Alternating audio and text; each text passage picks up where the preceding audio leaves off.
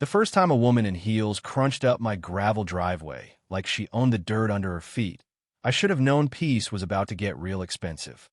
I had moved to 8 acres in western North Carolina to get away from shared walls, parking wars, and some guy revving his truck at 6 a.m. like it was a sacred ritual.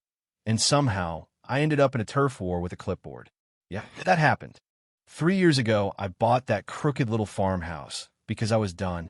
Done with noise, done with neighbor drama that sticks to you like humidity.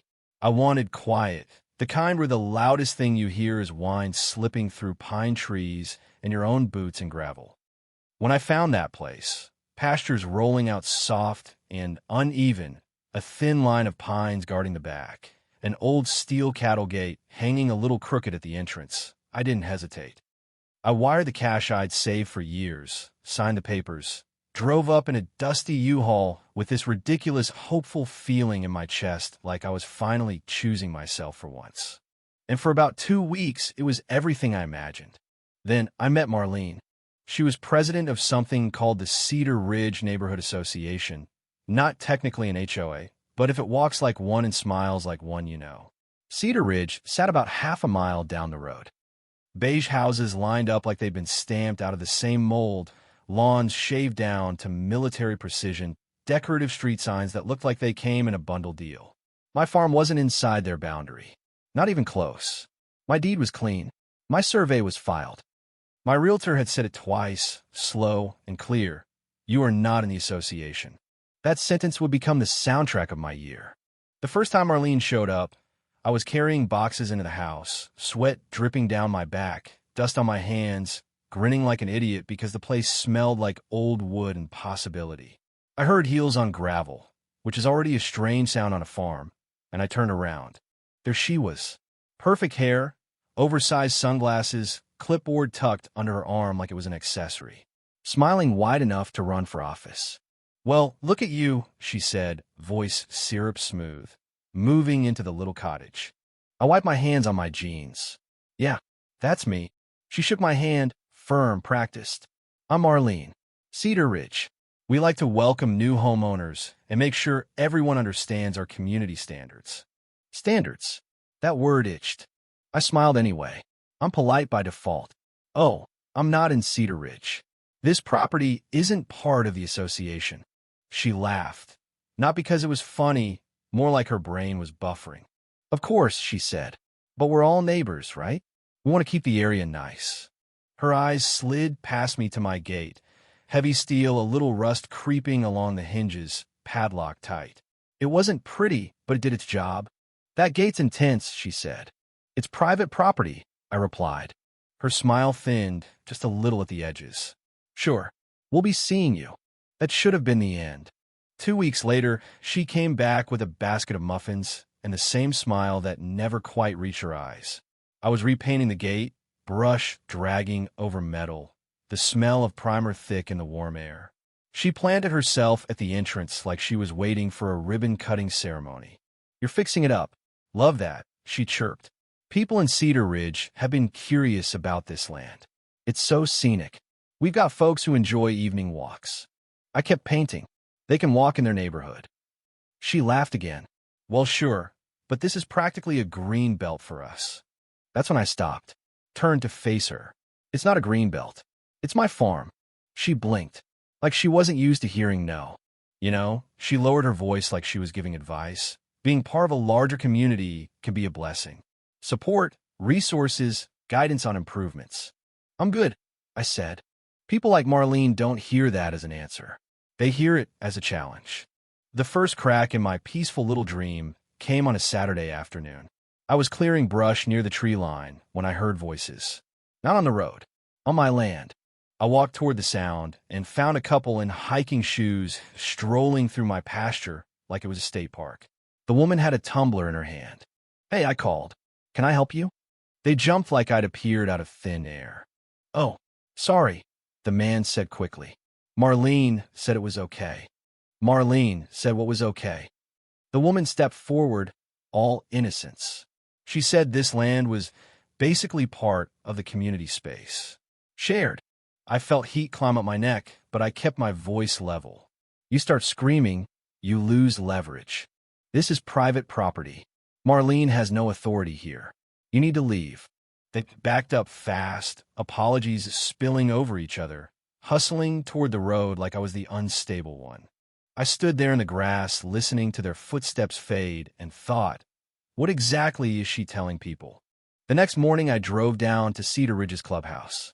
Fake stone facade, air freshener thick enough to taste. Marlene came out like she'd been waiting. What can I do for you? She asked sweetly. I told her. Her smile never faltered. Oh, that must have been a misunderstanding. I would never authorize trespassing. They use your name. People exaggerate, she shrugged. If you joined Cedar Ridge, we could avoid these little miscommunications. That's when it clicked. This wasn't about walking. It was about control. So I got serious. Cameras. Motion lights. Big, obnoxious no trespassing signs. I reread my survey like scripture. A few nights later, my phone buzzed. Camera alert. I opened it. It was Marlene at my gate, in the dark, taking pictures, holding up a tape measure to the post. I watched it 3 times. I grew up being underestimated. The quiet one, the easy one.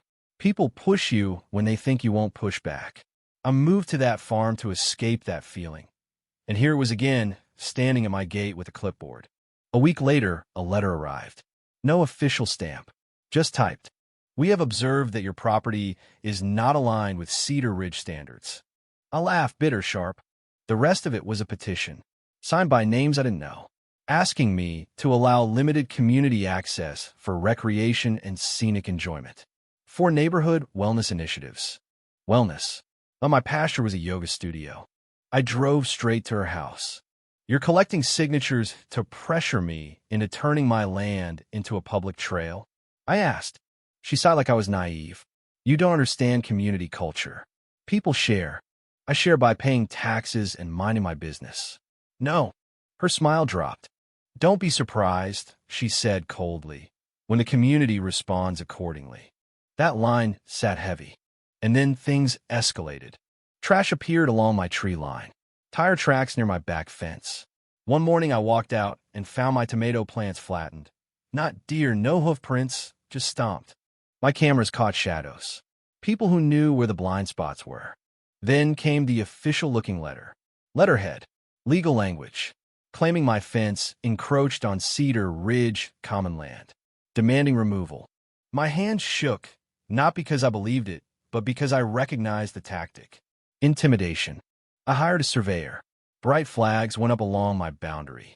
He confirmed my fence was well within my line. Then he showed me something else. Cedar Ridge had planted decorative shrubs and installed a little scenic overlook sign on my property. Just a narrow strip, maybe 6 feet wide, but over the line. They'd been landscaping on my land. That's when I hired a real property attorney.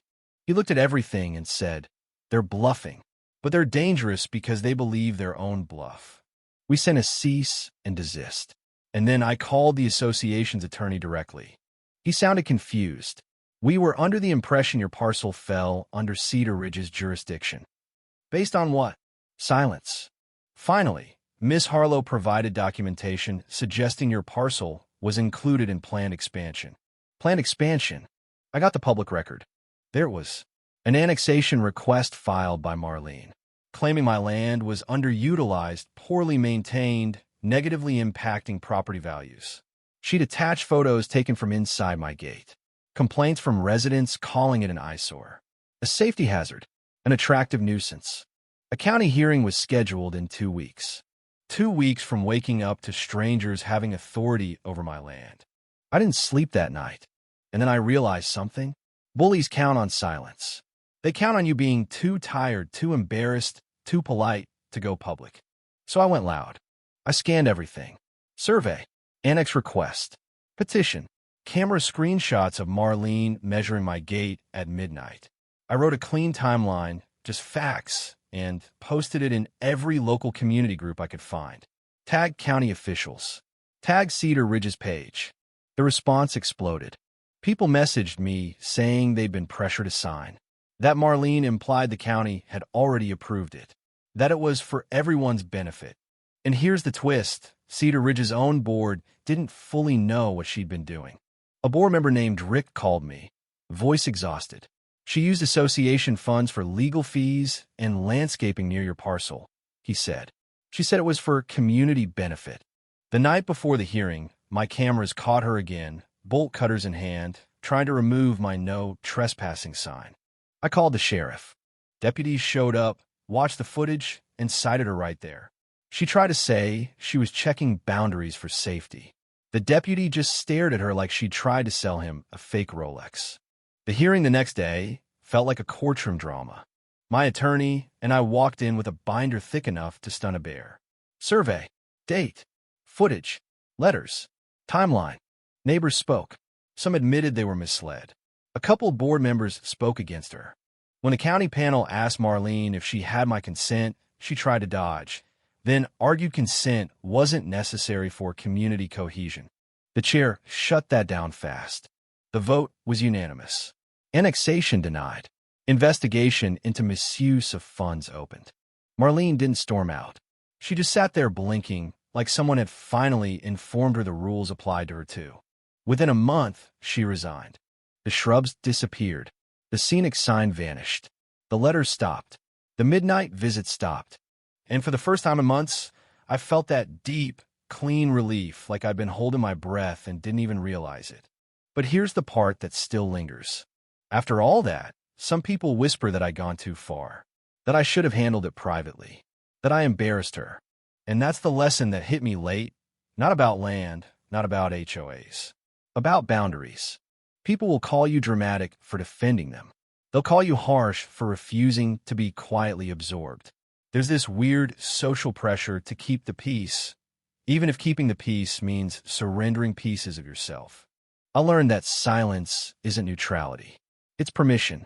And sometimes the most neighborly thing you can do is say no, clearly, publicly, and without apology. So I'm asking you, where do you draw that line? Was I wrong to go public, to fight hard, to make it impossible for her to spin the story? Or should I have stayed quiet and tried to keep the peace, even if it meant losing control of my own land? Drop your take in the comments. Tell me if you've ever dealt with your own version of a Marlene. Tell me whether justice is supposed to be polite. And if you want more real stories like this, hit like, subscribe, turn on notifications. I read the comments. I want to know, does the world reward boundaries or punish them?